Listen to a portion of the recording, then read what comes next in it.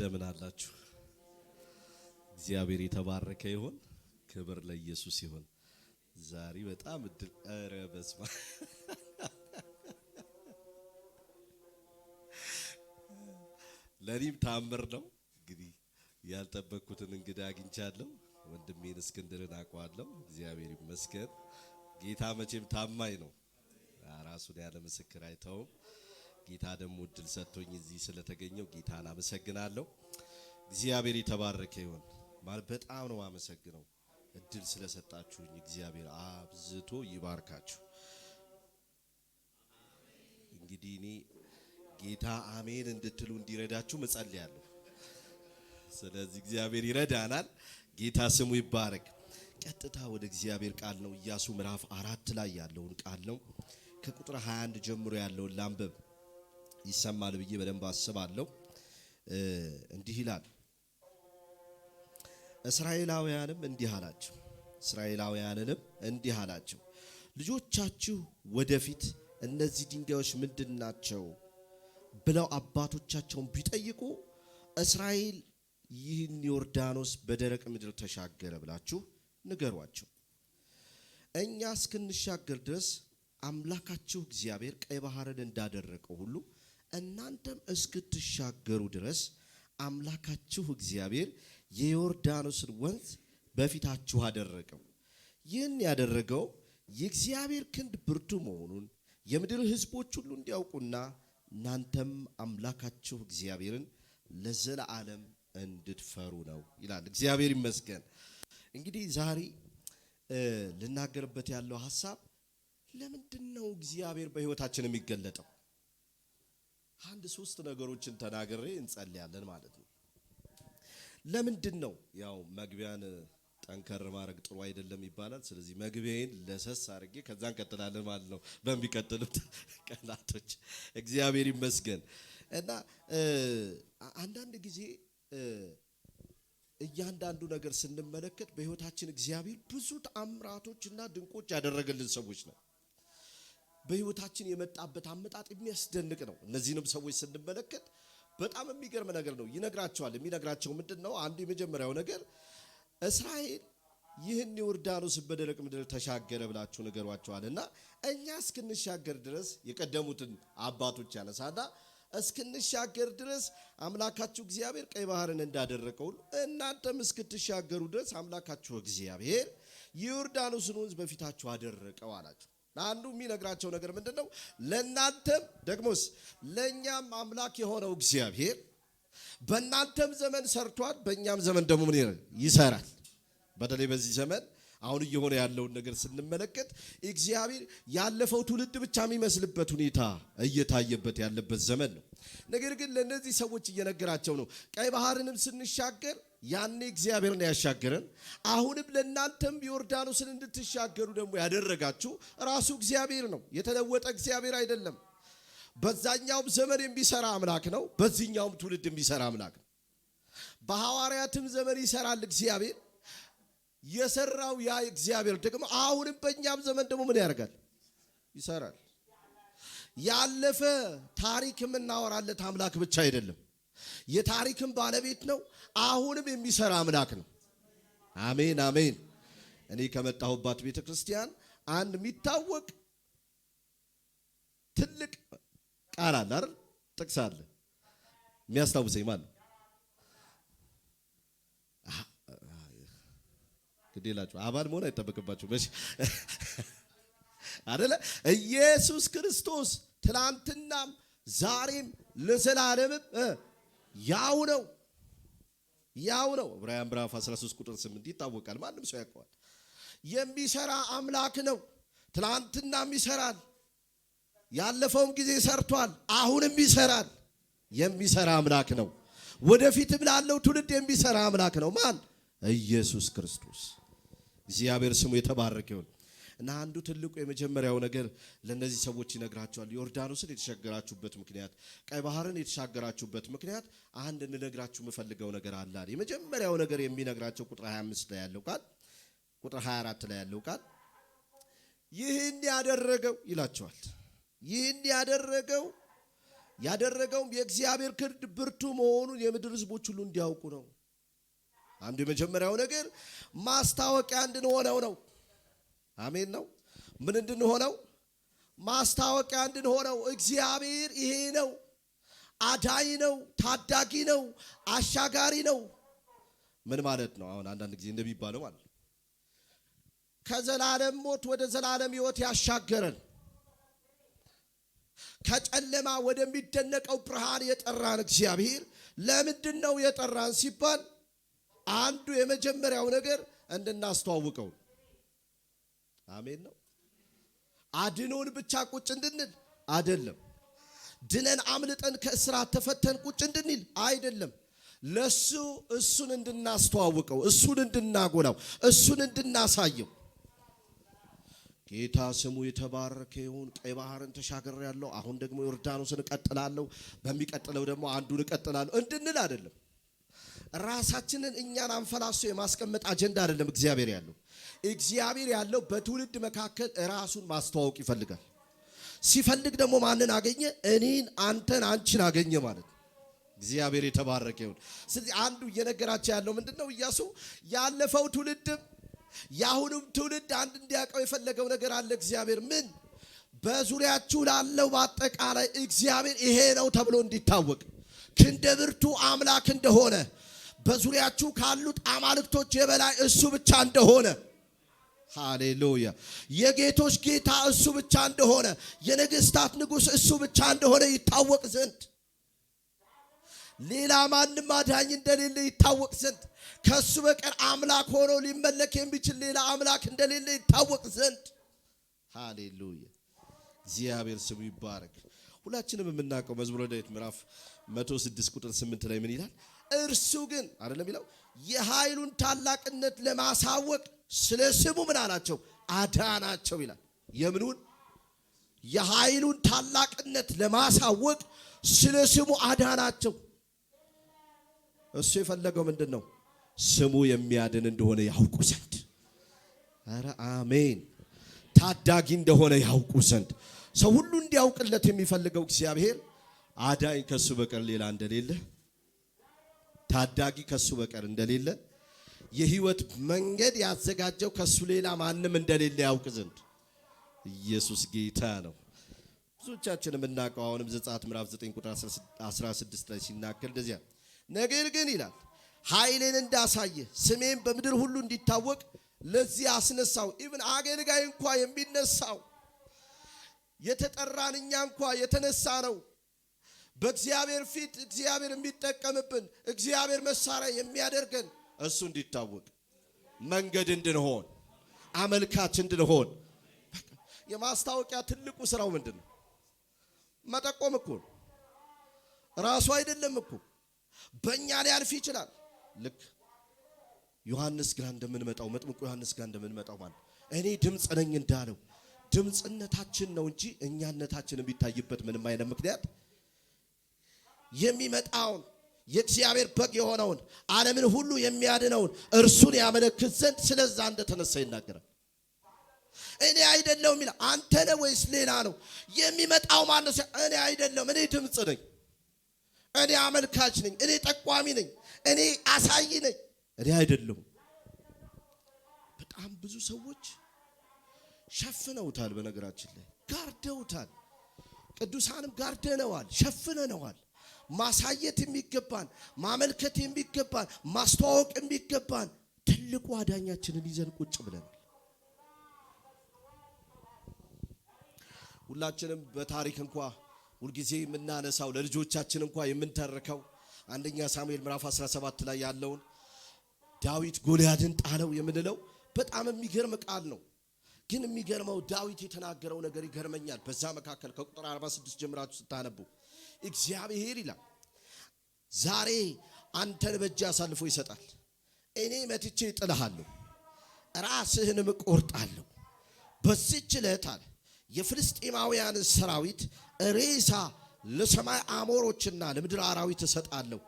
ዓለምም ሁሉ ይላል በእስራኤል ዘንድ አምላክ መኖሩን ያውቃል።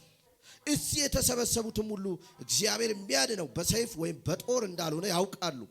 ሰልፉ የእግዚአብሔር ስለሆነ ሁላችሁን በእጃችን አሳልፎ ይሰጣል። አንድ በጣም የሚገርመኝ እናንተም እንድታሰምሩበት መጽሐፍ ቅዱስ በእስራኤል ዘንድ ዓለምም ሁሉ አሁን ጎልያድን ስጥል እኔ ፖስተር ላይ ወጣለሁ አይደለም የሚለው ጌታ 3 ጊዜ ባርካችሁ እንደሱ ያለ ገዳይ ጀግና የለም ይባልልኛል አይደለም ያለው። ይሄው 18 ላይ ስትሄዱ እንደው ሳኦል ሺህ ገደለ ዳዊት እልፍ ገደለ ተብሎ ይወራልኛል ብሎ አይደለም እየነገራቸው ያለው ዓለምም ሁሉ ከእስራኤል አምላክ በቀር ሌላ አምላክ አለመኖሩ ምን ይላል ያውቃል። ሃሌሉያ። ሊያድን የሚችል ሊታደግ የሚችል በዚህ ድል ውስጥ አያችሁ። አሁን ብዙዎቻችን በህይወታችን የተገለጠውን ጌታ አልገለጥነው፣ ባገኘነው እድል ሁሉ አላስተዋወቅነው። በእኛ ህይወት ውስጥ እኮ ጌታ የተገለጠው እሱን እንድናየው እንድንመለከት ደግሞም እሱን ብቻ እንድናሳይ ነው። አያችሁ። አገልጋዩም ይጸልይላችሁና እኔ ምን ብያችሁ ነበር ይላል። ራሱን ማሳየት ነው የሚፈልገው። እኔ ምን ብዬሽ ነበር ይላል። በሱ መንፈስ አገልግሎ ራሱን አጉልቶ ለማሳየት ይፈልጋል። ኖ በእያንዳንዱ ነገሮቻችን የኛ ነገር ሚኒማይዝ እየሆነ የሱ ነገር ማክሲማይዝ እያደረገ እየተለቀ እየገዘፈ እንዲሄድ እኛ እያነስን እሱ እየተለቀ ኧረ አሜን። ልክ እንደዛ አይደል ያለው መጥምቁ ዮሐንስ እኔ ላንስ እሱ ግን ይገባዋል። ሊልቅ የሚገባውን ልናሳይ ይገባል። ባካችሁን ከፍ ሊል የሚገባውን ልናሳይ ይገባል። ሃሌሉያ። ጀግና ዳዊት ነው ቢባል አይደለም። አሁንም ይሄን ለዚህ ነው ቀይ ባህርን የተሻገርከው ለዚህ ነው። ዮርዳኖስን የተሻገርከው ለዚህ ነው። በትንሹም በትልቁም መከራ ውስጥ ያለፍከው ለዚህ ነው። ማንን እንድታስተዋውቅ? እግዚአብሔር አምላክ እንደሆነ እንድታስተዋውቅ። ወደ አዲስ ኪዳን ስንመጣ በጣም ደስ ይለኛል። በነገራችን ላይ አሁንም እንደው ሳልዘለው ሁለተኛ ነገሥት ምዕራፍ 5 ላይ ያለውን ቃል ባነሳላችሁ ደስ ይለኛል። ቁጥር 15 አካባቢ ላይ ያለው ከዚያም ንዕማን ይልና ከጭፍሮቹ ሁሉ ጋራ ወደ እግዚአብሔር ሰው ተመልሶ ሄደ። በፊቱም ቆሞ እነሆ በእስራኤል አገር እንጂ በዓለም ሁሉ ሌላ አምላክ አለመኖሩን ተረድቻለሁ ወይም አውቄያለሁ። ስለዚህ አሁንም ከአገልጋይ ስጦታ እንድትቀበል ለምንሃለሁ አለው። እኔ አሁን የስጦታ መቀበያዬ ጊዜ አይደለም አለው። ፖይንቴን ይዘህልኛል ኤልሳ፣ አሁን የኔን ፍላጎት አግኝተህልኛል አለው። ምን? በዓለም ሁሉ ከእስራኤል አምላክ ውጪ ሌላ አምላክ መኖር አለመኖሩን አረጋግጠህልኛል። እሱን ነው የፈለግኩት። አሁን የስጦታ ጊዜ አይደለም ማለት አያችሁ። በእኛ በአዲስ አበባው ቋንቋ ልጠቀምና ብዙ ሰው አየር እያያዘ አስቸግሮናል። ገብታችኋል አይደል? አየር እያያዘ በጣም አስቸግሯል። ራሱን ነው ማሳየት የሚፈልገው፣ ራሱን ነው ማግነን የሚፈልገው። ባንተ የሰራው እሱ ነው መታየት ያለበት። አረ አሜን። ወንጌል ትመሰክራለህ፣ አጋንንቶች ይመታሉ። ምልክት ነው እሱ። አረ አሜን ነው ወይ? ትንቢት ትናገራለህ፣ የሰዎች ነገር ይሰራል። ምልክት ነው እሱ። ዋናው ወንጌሉ ነው። አረ አሜን አሜን። ዋናው ኢየሱስ ነው። የሆነ ነገር በአንተ እግዚአብሔር ይሰብራል፣ ቀንበርን ይሰብራል፣ የሆነ ነገር ይመታል። ዋናው ግን ኢየሱስ። ጥለነዋል። እግዚአብሔር እንድናነሳው ይርዳን። አረ በደንብ አሜን ይርዳን። አንድ ጊዜ ሐዋርያው ጳውሎስ ሐዋርያት ሥራ ምዕራፍ 14 ላይ ተመሳሳይ ነገር ታገኛላችሁ። ከልጅነቱ ጀምሮ ሄዶ የማያውቅ ሰው በሱ ተፈወሰ እና ሰዎች ሁሉ አማልክት በሰው ተመስለው በእኛ መካከል ወርደዋል እና የአበባ ጉንጉን ይዘው ምናምን ሲመጡላቸው ምንጣፍ ሊያነጥፉላቸው ሲታገሉ ኖ አንድ ምን ነግራችሁ ነገር አለ ዛሬ እና ያላቸው ምንድን ነው? እናንተ ሰዎች ለምን ይሄን ታደርጋላችሁ? እኛም እኮ እንደናንተው ምኖች ነን፣ ሰዎች ነን። እናንተም ደግሞ ከነዚህ ከንቱ ነገሮች ርቃችሁ ሰማይንና ምድርን ባህርን በውስጣቸው የሚኖሩትን ሁሉ ወደ ፈጠረ ወደ ሕያው እግዚአብሔር እንድትመለሱ ወንጌልን እንሰብክላችኋለን። ወደ ማን እንድትመለሱ? ሰማይና ምድርን ወደ ፈጠረ ወደ እግዚአብሔር እንድትመለሱ ወንጌልን ልንሰብክላችሁ አመላካቾች ነን እንጂ እኛ ምንም አይደለንም። በዚህ ዘመን ቢሆን ኖሮ ይሄ ነገር ቢሆን አትጠራጠሩ። ሳታጅበኝ፣ ሳታሳጅበኝ፣ ሳታነጥፍልኝ፣ ሳትቀበለኝ ኢቭን ተውት እሱን የሆነ ታይትል ኖሮት እንኳን ታይትሉን ጠቅሳችሁ ካልጠራችሁ አልተጠራሁም የሚል ዘመን። አንድ ጊዜ አንዱ እንደውም ምን አለ፣ እንደዚህ ፖስተር ተሰርቶ ያው ቁጭ ቁጭ ያደርጓቸዋል እንደምታውቁትና ከዛ ይመስለኛል ወደ ዳር መሰለኝ ያስቀመጡት። እንዴት መሃል ላይ ጉባ አላረጋችሁኝም ብሎ ፕሮግራሙን ሰርዤዋለሁ። በጣም ይገርም ማለት ምን አይነት ዘመን ላይ ነው ያለነው? እንዴት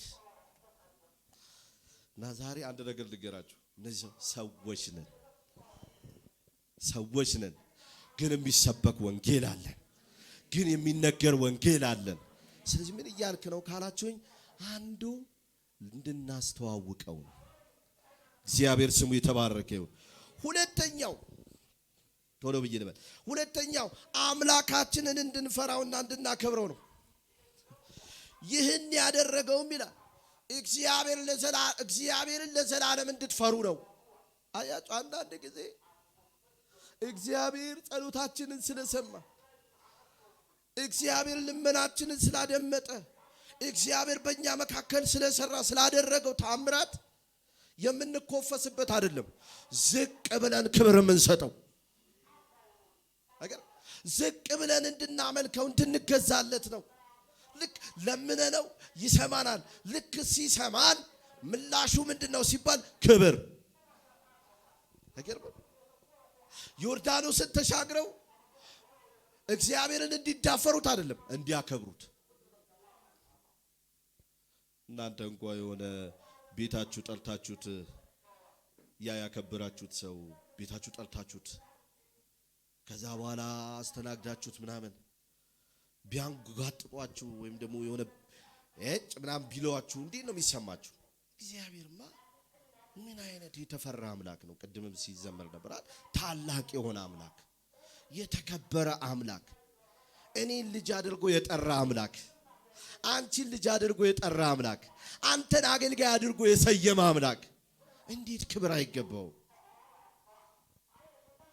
ያውም እኮ ከማክበሩ የተነሳ ልጁን ሰውቶ ልጆች ያደረገን አምላክ እንዴት ነው ክብር የማይገባው? በዚህ ዘመን ምን አይነት ድፍረት ውስጥ እንደገባን ቅዱሳን ታውቃላችሁ? ተሳዳቢዎች እኛ ነን፣ አንጓጣጮች እኛ ነን፣ የጌታን ስም አሰዳቢዎች እኛ ነን። በህይወት አላከብር ነው፣ በኑሮ አላከብር ነው፣ በተግባራችን አላከብር ነው፣ በንግግሮቻችን አላከብር ነው፣ በእንቅስቃሴዎቻችን ሁሉ ክብር የተገባውን እግዚአብሔርን አላከብር ነው። እግዚአብሔር የፈለገው ምንድነው? መከበር ነው። በፊት እኮ ሰው ቸርች ውስጥ ሲመጣ ራሱ ፈርቶ ተንቀጥቅጦ የፕሮግራሙ ሰዓት ነው የሚጀምረው ይላል። 10 ነው የሚጠይቀው፣ 10 ነው የሚጠይቀው። የሆነ እኔ እንኳን ቅርብ ጊዜ እንደው ሩቅ እኮ አይደለም 2000 እንግዲህ 18 ዓመት መቀነስ እኮ 2000 ዓመተ ምህረት አስታውሳለሁ። ዲላ አካባቢ አስታውሳለሁ ለአገልግሎት ሄደን ማረሳው ነገር አለ። ሰው በጉባኤ ውስጥ ዛሬ በድዬ ነው የመጣሁት ይላል።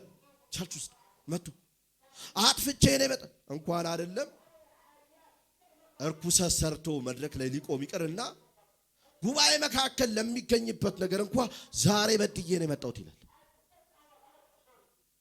ደንግጬ የዛን ቀን እንደው ለኔ አዲስ ነገር ስለነበረ ገርሙኝ ይመለከታል። በመታዘብ ነው የማየው። እንዲህም አለ ለካ እንደዚህም ነው። እንደዚህ እኮ ነው እኛ ጉባኤ ያሉ እግዚአብሔር የሚፈራበት። አሁንስ እግዚአብሔር እንኳን ተናግሮት መመለስ የማይፈልግ ደፋር፣ አመፀኛ፣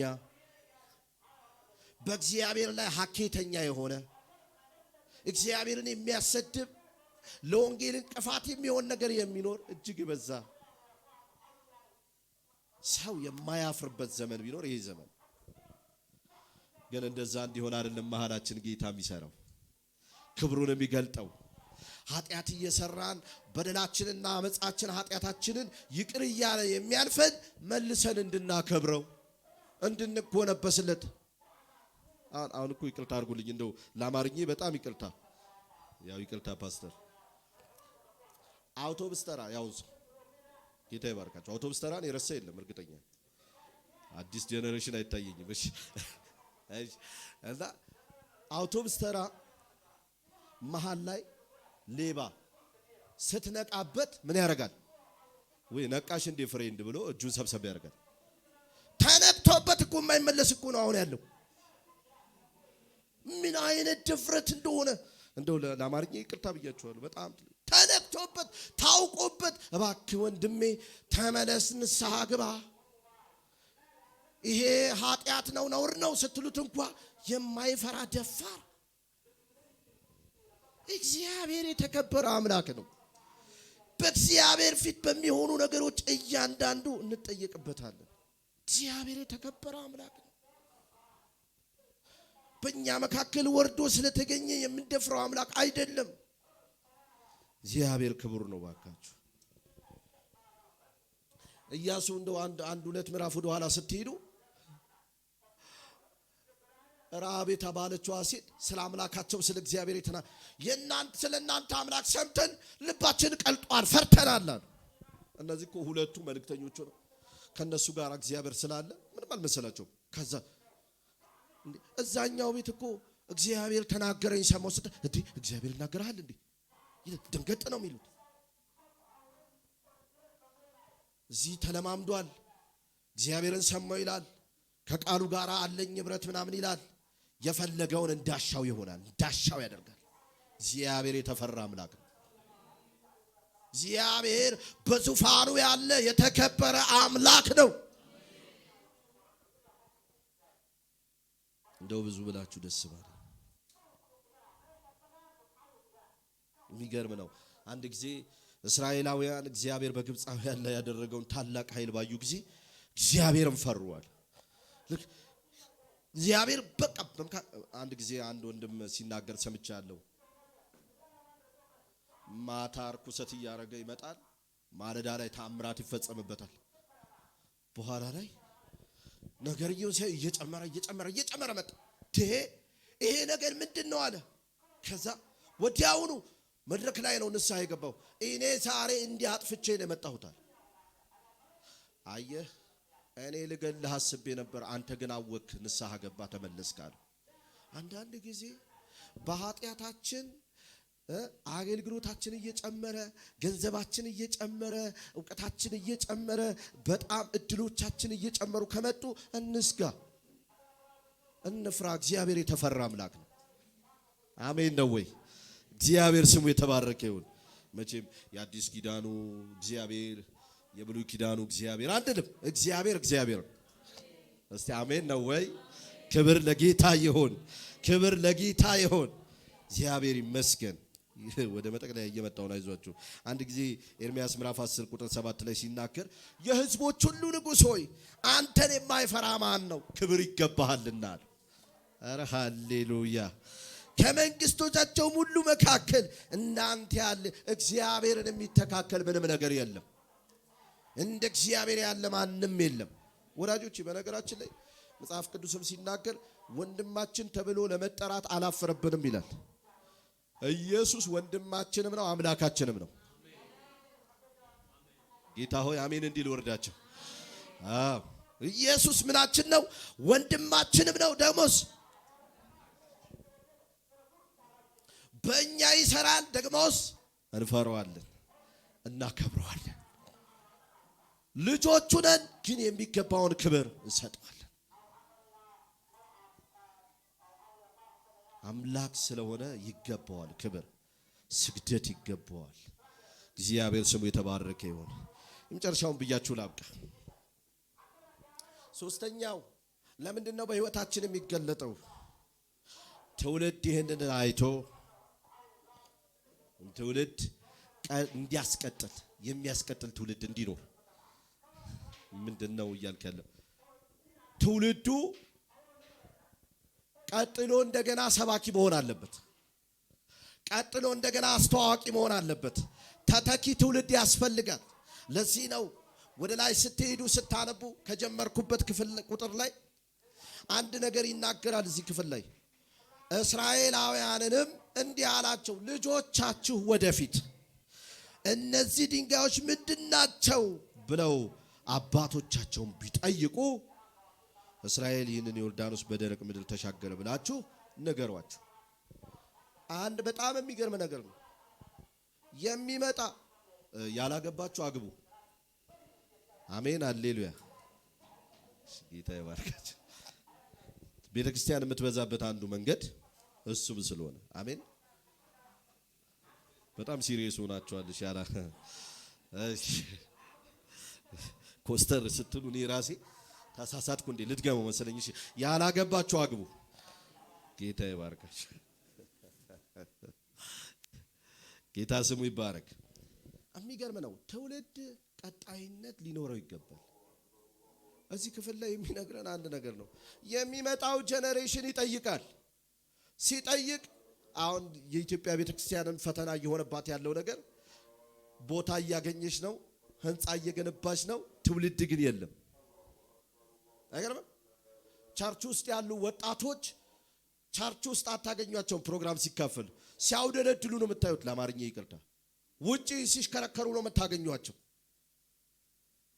ነገር ግን እንደዛ አይደለም መሆን ያለበት። ከመጋቢው ስር ተቀምጦ ተከታይ መሆን መቻል አለበት። የሚቀጥል መሆን መቻል አለበት። ከእናቱ ስር ሆኖ መቀጠል አለበት። ሲጸልዩ ማየት አለበት። ቃሉን ሲያነቡ ማየት አለበት። ፕሮግራም ሲካፈሉ ማየት አለበት። ቀጣይ ጄኔሬሽን ያስፈልጋል። በአባቴ ዘመን ይሰራ የነበረ እግዚአብሔር እኔ አንዳንድ ጊዜ ፈራለሁ። አሁን ባለው ትውልድ ቀጣይ እንደ አባቴ ማገልገል ፈልጋለሁ የሚል ትውልድ እናገኝ ይሆን ወይ? በፊት እንደውም እስኪም ያስታውሳል ብዬ አስባለሁ። ድሮ ይባል ነበር አገልጋይ ለማግባት የሚፈልግ አልነበረም። በፊት አንድ የሚባል ነገር ነበረ። በረሮ ልትበይ ነው ይባላል። አገልጋይ ልታገባ በረሮ ልትበይ ነው። እንደዛ በእውነት ይሄ ትክክለኛ ነገር ነው የምነግራችሁ። በጣም በቃ አገልጋይ ሲባል በጣም አይፈልግም ነበር። አሁን ግን አገልጋይ ማግባት ይፈልጋሉ። ለምን? የበረሮ ዘመን አልፏል።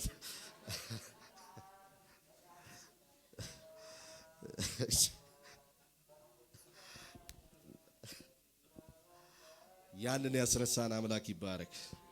እውነት በጣም ነው። አንዳንድ ጊዜ በጣም ጌታን አመሰግናለሁ። ያው በጣም ስላለ እዚህ ወንድማችን አለ። እስኪ በደንብ ያውቃሉ። መከራ ጥብ ነው ያደረገን። ግን ያ ሲዝን ደግሞ አለፈ። ያ ጊዜ ደግሞ አለፈ። ያንን ያሳለፈ እግዚአብሔር መከበር ብቻ አይደለም፣ የሚቀጥል ትውልድ ያስፈልገዋል። እኔም አልፌዋለሁ። እኔ እዚህ ቤት ደስ የሚለኝ ምን መሰላችሁ? እኛ ጋር ስንመጣ የትንፍጭው ዱቄቱን አምጩ የሚባል ነገር አይሰራ። እንዴት አመጣው በምን አመጣው ይሰላል። አስራት እንኳን ከፍ ካለ እንዴት ነው ሞቅ ብሏል። የዚህ ሰውዬ ስራ ተቀይሯል ወይስ አልተቀየረ? ምንድነው ደሞዝ ተጨምሮልን ነው መባል አለበት። እዚህ ቤት ከፍ በሉሽ። በጣም ሲሪየስ ሆናችኋል። ጌታ ይባርካችሁ። ፓስተር ፈቅዷል እንደ ተና የሰጠንበት እና ሞቅ ሲል መጠየቅ አለበት። ለምን? ቀጣይ ጄኔሬሽንን የሚገድል መሆን የለበትም። አባቴ አሁን እኮ በነገራችን ላይ በእምነት መኖር እንኳን ያልተለማመደ አማኝ እኮ የበዛበት ዘመን ነው። ካልኩሌሽን እኛ እኮ የምናውቀው በካልኩሌሽን አይደለም። ተባረኩሽ። እኔ ድሮ የማውቀው የታክሲ እንኳን ፍራንክ ሳይኖረን ግባና ቁጭ በል ሲለን እሺ አሁን ግባና ቁጭ በል እንዴት ነው ገብቼ ቁጭ ምለው ነው የሚለው። ቢናገረው ራሱ አያምንም። ቢናገረው ቤት ተከራይ እሺ ውጡ። እኛ እኮ ስንወጣ በፊት ቤት ኪራይ የለንም፣ ምንም ነገር የለም። ውጡ እሺ አሁን ውጣ ቢባል ይህ እጅ በእጅ ነው የሚለው። አሳየኝ፣ ስጠኝ። አላፈራንም። ለዚህ ነው በነገራችን ላይ ማታለሉ፣ ማጭበርበሩ፣ ውንብድናው የበዛው ሰው የእምነት አይደለም የማየት ኑሮ ስለለመደ ነው። ክርስቲያን በማየት ሳይሆን በእምነት ነው የሚኖረው። የሚታወቀው በእምነት መኖሩ ነው። ደሞዝ አንድ ጊዜ አንድ ወንድም ፒያሳ ላይ ያገኘነውና እንዲሁ ዝም ብሎ አላፊ አግዳሚ የነበረ ልጅ ነው። ጸጉር ቤት ልንከረከም እዚህ ፒያሳ መኮንን ባቅላባ ቤት አካባቢ እንደው ኑሮ ተወዷል ምናምን ያን 10 ብር በጣም ቆንጆ ጊዜ ነበረችና 10 ብር ጥሩ ናት። እኔ ግን ጥያቄ አለኝ አልኩት። ምን በቀን ስንት ትበላለህ አልኩት። 3 ያለ ስንት እያወጣ አልኩት። 10 30 ብር። ደሞዝ ስንት ነው? 300 ብር። የ600 ብር ሌባ ነህ ማለት ነው አልኩት። በስመ አብ ወወልድ ወመንፈስ ቅዱስ አለ። እንዴት አስበው ነው አለኝ። በቃ ትቼዋለሁ አለ። እንግዲህ 30 ሲባዛ በ30 900 ነው የሚመጣው። አባዙትና ከዛ በኋላ ሰውየው 300 ኬት አመጣው። በነገራችን ላይ እግዚአብሔር ነው የሚያኖረው። ይህንን ትውልድ ማየት አለበት። ቀጣዩ ትውልድ እግዚአብሔር አሻገረኝ ስትለው እንዴት እንዳሻገረ አሳየው። አዳኝ ነው የሚያድነው ወንጌል ነው ስትል ስትመሰክር አሳየው። ስትጸልይ አሳየው። ቀጣዩ አንቺ አይደለሽም። ቀጣዩ የሚመጣው ትውልድ ነው። የሚመጣው ጄኔሬሽን የሚቀጥል እንዲሆን ካስፈለገ ምን ማድረግ አለብን? ማሳየት መቻል አለብን። ለዚህ ነው ሲጠይቃቸው የሚመጣው ትውልድ ሲጠይቃቸው ይሄው ድንጋዩ ምልክት አለ ዮርዳኖስ ይሄ የምን ድንጋይ ነው ሲል ይሄ የተቸከለው ድንጋይ ምንድነው? እዚህ ዮርዳኖስ ወንዝ ጋር ማየው የእስራኤል ሕዝብ እግዚአብሔር በደረቅ መሬት ያሻገረው ነው ይላል ምልክቱ። ቀይ ባህር እንዴት ነው? ይሄው እንደዚህ ነው ያሻገራቸው። ምልክት እግዚአብሔር በምልክት ትውልዳችንን እንዲያድን ይርዳ። ለዚህ የኢትዮጵያ ቤተክርስቲያን አሁንም ያስፈራኛል። ህንጻ ላይ ነው፣ የሆነ ነገር ላይ ነው፣ የሆነ ነገር ትውልድ ላይ ያኔ በድንኳን እያለን የነበረው መንፈስ አሁን ህንጻ ሲሰራ ለምን ይጠፋል? የተለየ መንፈስ ኖሮ አይደለም፣ ግን ለጄኔሬሽን የሚያስብ ለሚመጣው ትውልድ የሚያስብ ሰው ያስፈልጋል። እግዚአብሔር ይመስገን። ሁላችንም የምናውቀው እዚህ ሁለተኛ ነገሥት ምዕራፍ 8 ላይ ያለ ቃል በጣም ይገርመኛል። በዚህ ጊዜ ይላል ንጉሱ የእግዚአብሔርን ሰው አገልጋይ ጊያዝን ኤልሳ ያደረጋቸውን ታላላቅ ስራዎች ሁሉ እስኪ ንገረኝ እያለው ነበር። ኤልሳ ልጇን ከሞት ያስነሳላት ሴት ስለ ቤቷና ስለ መሬቷ ለማመልከት ወደ ንጉሱ ዘንድ የቀረበችው ኤልሳ የሞተውን ልጅ እንዴት እንዳስነሳ ጊያዝ ለንጉሱ በሚነግርበት ወቅት ነበር። ከዛ በኋላ ጊያዝም ንጉሱ ጌታ ሆይ ሴቲቱ ይህች ናት፣ ኤልሳ ከሞት ያስነሳው ልጇም ይህ ነው አለ። ንጉሱም ስለዚህ ጉዳይ ጠየቃትና ነገረችው። ከዚያም ንጉሱ የነበራትን ሁሉ እንዲሁም ትታ ከሄደችበት ጊዜ አንስቶ እስካሁን ድረስ ያለውን የእርሻውን ሰብል በሙሉ እንድትመልስላት ሲል አንድ ሹም አዘዘላት ይላል። ዛሬ አንድ ነገር ልንገራችሁ። ሲወራ የነበረው የጊያዝ አገልግሎት ነበር አይደለም? ሲወራ ነበር። ይሄው ማስረጃው ከፈለጋችኋል። ዛሬ አንድ ነገር ልንገራችሁ። የኛ አምላክ ለቀጣዩ ትውልድ በማስረጃም የሚተላለፍ አምላክ ነው። ኧረ አሜን ነው ወይ? ይሄ ነው አምላካችን መባል የሚችል መታየት የሚችል አምላክ ነው። ሲናገር ነበረ፣ ሲመሰክር ነበረ። ወሬ አይደለም እግዚአብሔር እንዳኖረን፣ ወሬ አይደለም እግዚአብሔር ልጆቻችንን እያስተማረ እንዳለ፣ ወሬ አይደለም በእውነት ታላላቅ ታምራቶች መሆናቸው፣ ወሬ አይደለም።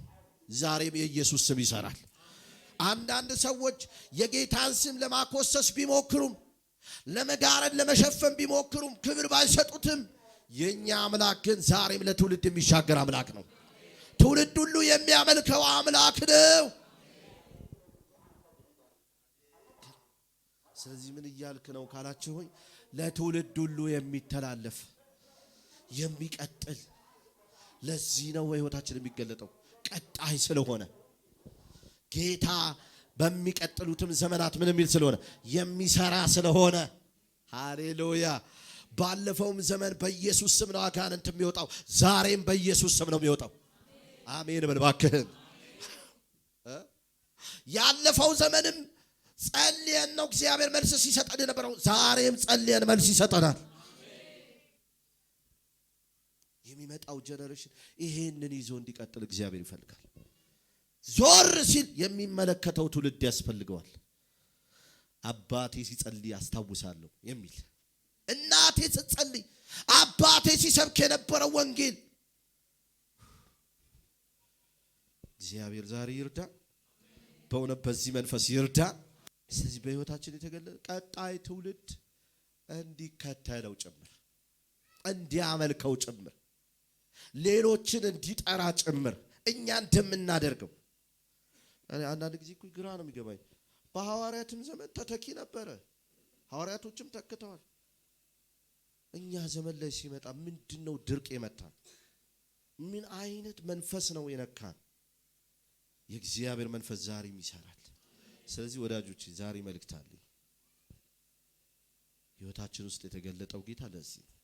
ተአምራት የሚሰራው ለዚህ ነው። ድንቅ የሚያደርገው ለዚህ ነው። ስለዚህ ለምንድን ነው ይሁን ይናገራል። በቃ ለዚህ ነው አለ። እግዚአብሔር ይመስገን። ከዚህ በላይ ከደርብ እንዳትወድቁብኝ እዚሁ ጋር ቆማለሁ። ጌታ ስሙ የተባረከ ይሁን። እንጸልያለን። ጌታ ኢየሱስ ይባርካችሁ። ሃሌሉያ። ጸልያለሁ። ኢየሱስ ጌታ ነው። ሃሌሉያ። አንተ ላወቁብህ ክብርነህ የማዕረግ መጎናጸፊያ የሐዘኑ ዘመን ማስረሻ የማይነጥፍ ሰላም መነሻ ያገኘ ከምዳ ይኖራል ይሆናል እርዳታ ከሰማይ ደጅ ይወርዳል የአምላክ እጅ